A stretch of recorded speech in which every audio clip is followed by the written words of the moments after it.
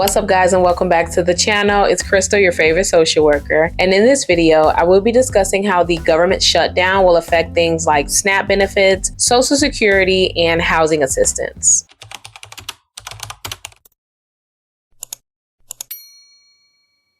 So as you may know, the United States government officially shut down on October 1st, 2025. Now you might be wondering, what does this actually mean for me? Does this affect SNAP benefits, Section 8 housing, Social Security checks? Or is this just more political drama that we can ignore? Let me explain. The government shutting down essentially means that Congress could not come to an agreement on the budget. So now all federal funds are at a standstill. Many social service programs are funded by the federal government. So that means while our government officials are BSing around, people's real lives could be negatively affected by this shutdown. Now, it's not like the entire government will switch off like a light bulb. Some things are considered essential, like air traffic control, the military, and yes, IRS still will be collecting them taxes. Other areas that are considered non-essential will pause or slow down. That means federal workers will be furloughed, services will stall, and suddenly ordinary people wonder whether their benefits or housing assistance will be affected.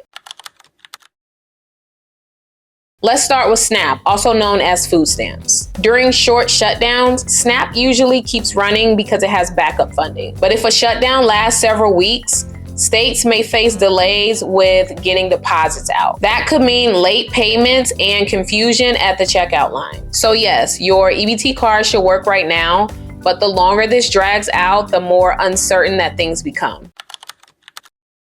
Next up, housing. Section 8 vouchers are managed through the Department of Housing and Urban Development, or HUD. HUD is not fully considered essential during a shutdown. That means local housing authorities may not get their funding on time. Landlords may be worried about late payments, and new housing applications or paperwork could stall. And this is the important point. People don't just lose housing because of a shutdown. Vouchers remain valid, but the system can get backed up. And if the shutdown lasts too long, it puts stress on both tenants and landlords.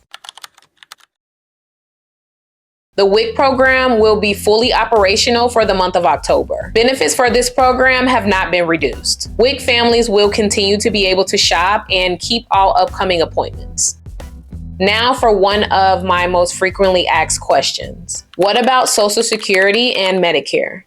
Social Security checks and Medicare services continue because they fall under what is called mandatory spending. That means they are funded separately from the annual budget. But customer service and processing could take a hit. Phone lines may have longer wait times, local offices might operate with less staff, and paperwork might take longer to get processed. So the checks will arrive, but getting help may feel like standing in line at the DMV on its busiest day. In past shutdowns, both Social Security and Medicare agencies have cut back on some services. They stopped issuing new Social Security cards, Medicare cards, and benefit verifications. This could potentially happen again if this shutdown continues. Some other areas that take a hit during shutdowns include national parks. They are often closed or running with minimal staff. Student loans. Processing or forgiveness applications can take even longer than they do right now. Federal workers. Many federal workers are furloughed, which means they are required to work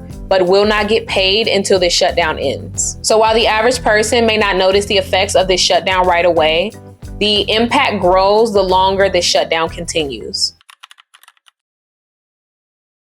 This matters because millions of people rely on government programs to meet their basic needs. SNAP keeps food on the table. Section 8 keeps roofs over heads. Social Security keeps retirees and people with disabilities financially afloat. Even though these programs don't just vanish during the shutdown, delays and disruptions cause stress, especially for vulnerable populations. And let's not forget, the economic cost is enormous. Even short shutdowns waste billions of dollars in lost productivity and delayed services. And here's the frustrating part.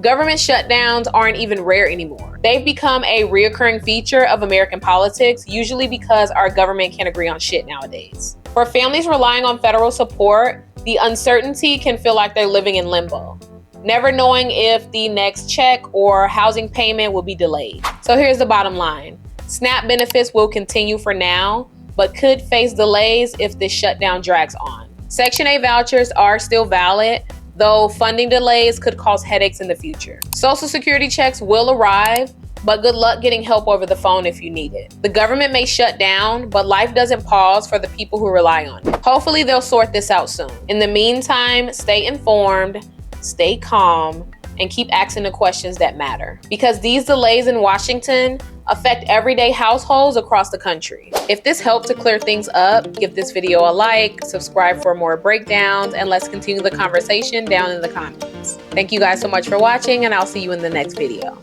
Bye, y'all. Why would we have to lay off federal workers if we getting all this money from tariffs? Huh? Shutdown. Stop sign? What happened to all that money from the tariffs? Remember? The billions and billions we was bringing in? It might have been a T. It might have been a capital T. A trillion. What happened to all that money? What happened to the money from the waste, fraud, and abuse? You know? The doggy, the Doge and them. Huh? Can you please tell me why we stopping the payment of federal workers? Huh? Stop sign. Ain't we the hottest country in the world right now? Ain't manufacturers bringing manufacturing to the United States? I thought we was swimming in the dough. What happened to all that money?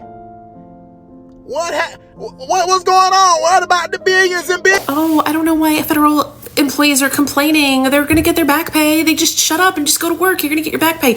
Years.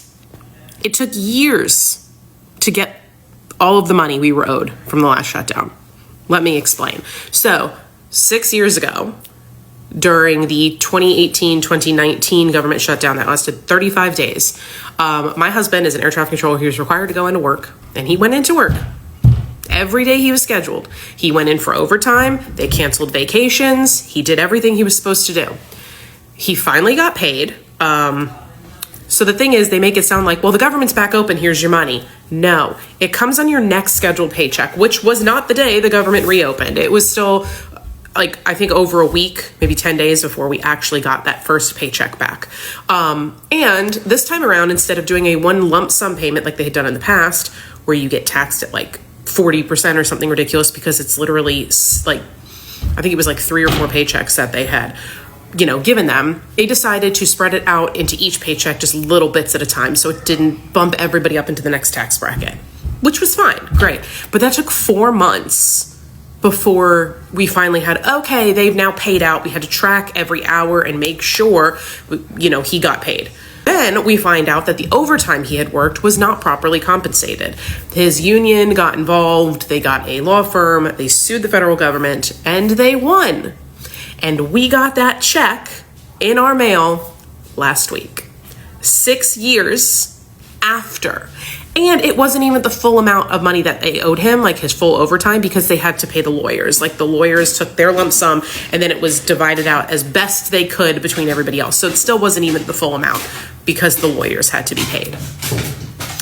So before everybody on here is like, well, I don't know why you're so upset, you're gonna get paid eventually, just ask yourself this. If you went into work tomorrow and your boss told you, hey, so bad news, the board can't decide how we want to budget for the next year, so we're not releasing any funds until we can come up with a decision. Now, historically, none of us ever agree on anything, but don't worry, just keep coming to work, keep doing your best, and we'll pay you when we can get around to it. Don't worry. We can't give you a timeline. Could be tomorrow, could be a year from now, but just hang in there. And don't worry. I'm sure your mortgage won't get called in if you don't pay it in a few months. I'm sure your electric won't get turned off. I'm sure your children won't starve and you won't have to worry about putting gas in your car and how you're going to get to work. It'll be fine. This is what you signed up for. Keep doing a good job. Would you be okay with that? Yeah, didn't think so. So just remember that before you come at these people that work for the federal government. They are not the politicians. They are not these corrupt assholes sitting in Washington that everybody's angry at. They are normal people doing jobs to provide services to the American people. Food for thought. have no idea what's going on with the shutdown. These are the only two things you need to know. The Democrats refused to sign a budget bill that will cause us to lose a ton of healthcare. They're not asking for more. They're just saying to the Republicans, hey, can we keep what we have? And if we lose it, a lot of people are going to pay double for their healthcare. And the Republicans refused to negotiate, so government got shut down. The second thing is that you're going to hear this lie that the Democrats want to give healthcare to the illegals. And I hate to tell you, but undocumented people can't get healthcare. You're literally just being lied to. That's all you need to know. Tell a friend.